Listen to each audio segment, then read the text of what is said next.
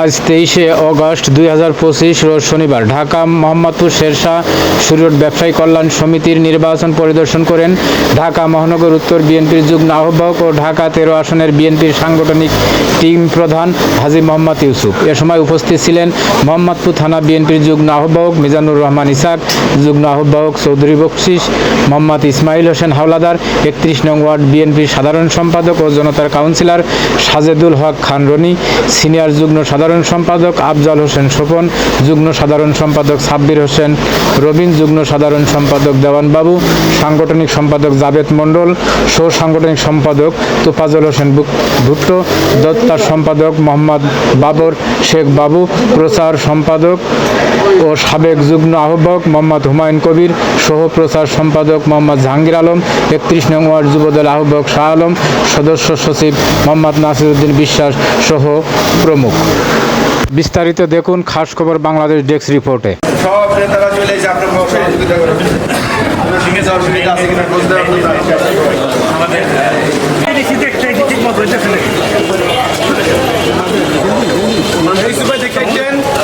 বাংলাদেশে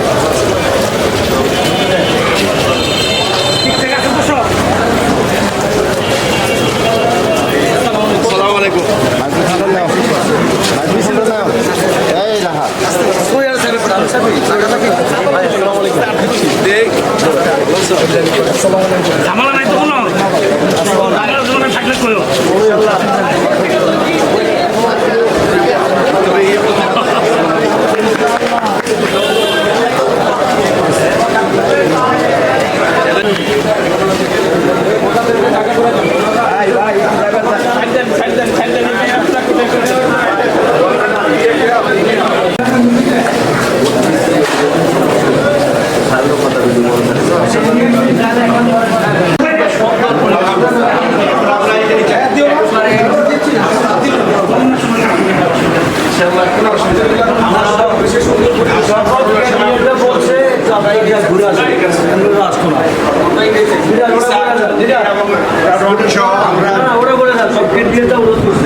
সব কেন্দ্রীয়রা বলছে একটু পরিদর্শন করে আসলে এই জন্য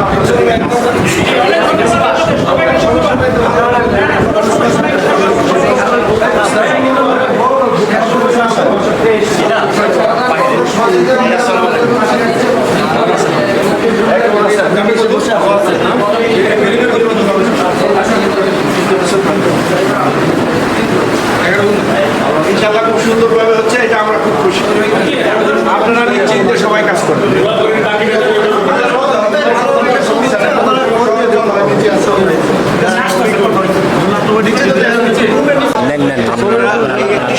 ছোট্ট পরিসরও কত মানুষের আগ্রহ, উদ্বেগ, উদ্দীপনা এবং মানুষের উচ্ছ্বাস। এটি মালিক সমিতির নির্বাচন, দোকানদার ব্যবসায়ী মালিক সমিতির নির্বাচন। মানুষ দীর্ঘদিন ভোট থেকে বঞ্চিত হয়েছে, এই 16 বছর তত্ত্বাবধায়কের 2 বছর, এই সরকারের 1 বছর, এই 19 বছর মানুষ কোনো ভোট দিতে পারে না।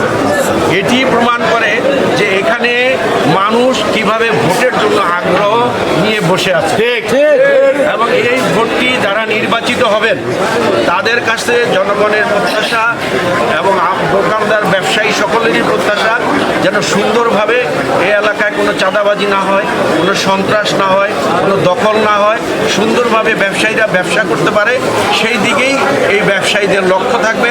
এবং যারা নির্বাচিত হবেন তাদের কাছেও আমাদের এই আহ্বান থাকবে যে ব্যবসায়ীরা সুন্দরভাবে মনোপলিভাবে তাদের সুন্দরভাবে ব্যবসাটা পরিচালনা করতে পারে, কোনো রকম চাঁদাবাজ, দখলবাজ, সন্ত্রাসী, ছিনতাইকারী যাতে এখানে কোনোভাবে প্রবেশ না করতে পারে।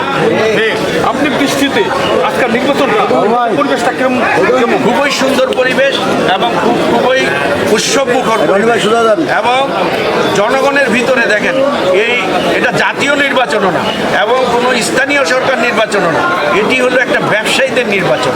তাতেই মানুষের এরকম উচ্ছ্বাস। এবং জাতীয় নির্বাচনে কি হবে আপনারাও সেটা বিশ্লেষণ করে দেখবেন এবং জনগণকে আমি বলব যে আপনারা যেভাবে ভোটের জন্য আগ্রহ প্রকাশ করছেন তারই প্রতিফলন আজকে এই ছোট একটি এলাকা ভিত্তিক, একটি রোড ভিত্তিক নির্বাচনের মাধ্যমে নির্বাচনের পরিবেশ দেখেই বোঝা যাচ্ছে যে সাধারণ মানুষ কি চাচ্ছে। ভোটের জন্য অধীর আগ্রহে বসে আছে জাতীয় নির্বাচন।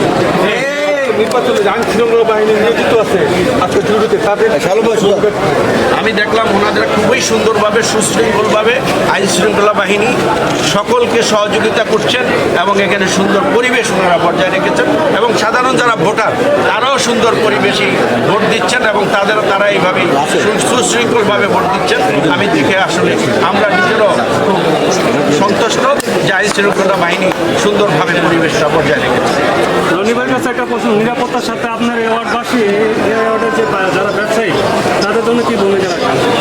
নিরাপত্তার জন্য আমাদের আপনারা জানেন 5ই আগস্টের পর থেকেই আমাদের এই ওয়ার্ড বিএনপি থানা বিএনপি আমরা ব্যাপক ভূমিকা রাখতেছি। আর নির্বাচিত যারা হয়ে আসবে তাদের সাথে সমন্বয় করে আমরা নাইট গার্ড বাড়ানোর ব্যবস্থা করব এবং আরও যে সমস্ত কাজ আছে আমরা বৈশাখটা করে ফেলব। এবং সিসি ক্যামেরা এটা যারা দাঁড়াইছে তারা এটা নির্বাচন করতে আছে, আমরা তাদেরকে রাজনৈতিকভাবে সাহায্য সহযোগিতা করব। এটা চাঁদাবাজ মুক্ত ব্যবসায়ী গঠনে আপনি কি বলবেন? চাঁদাবাদ ব্যবসায়ী এই আমাদের এই শেষাসুরের ব্যবসায়ী সমিতিটা এটা একটা পরিবারের মতো। এখানে চাঁদাবাজি, এখানে কোনো চাঁদাবাজি বলতে কিছু নাই। এখানে কোনো বিএনপি আওয়ামী লীগ জাতীয় পার্টি নেই, সবাই ভাই ভাই। একটা সমস্যা ছিল আগে এখানে ভোট হইতো না, ব্যবসায়ীরা জানতো না কে সভাপতি কে সাধারণ সম্পাদক। একটা ওহিনাজির হয়তো একজন বলে দিত আওয়ামী লীগের অমুক বলে তমুক প্রেসিডেন্ট সেক্রেটারি। আমরা 5ই আগস্টের পরে আমরা বিএনপি কোনো সিলেকশনে যাই নাই, আমরা জনগণকে ভোটের মাধ্যমে দিয়ে দিচ্ছি। ক্যান্ডিডেট আছে এখানে, বিএনপি ক্যান্ডিডেটও আছে, আওয়ামী লীগের ক্যান্ডিডেটও আছে, জাতীয় পার্টির ক্যান্ডিডেটও আছে। আমরা প্রতিহিংসা রাজনীতিতে বিশ্বাস করি না, আমরা গণতন্ত্রে বিশ্বাস করি। আমরা ভোট দিয়ে দিয়েছি, ভোট যাকে দিবে ব্যবসায়ীরা সে নির্বাচিত হয়ে আসবে।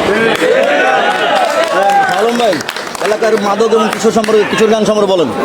এলাকার মাদকের বিষয় হচ্ছে এখানে মোটামুটি মাদকের কিছু আখড়া আছে এবং কিশোর গ্যাংয়ের আখড়া আছে।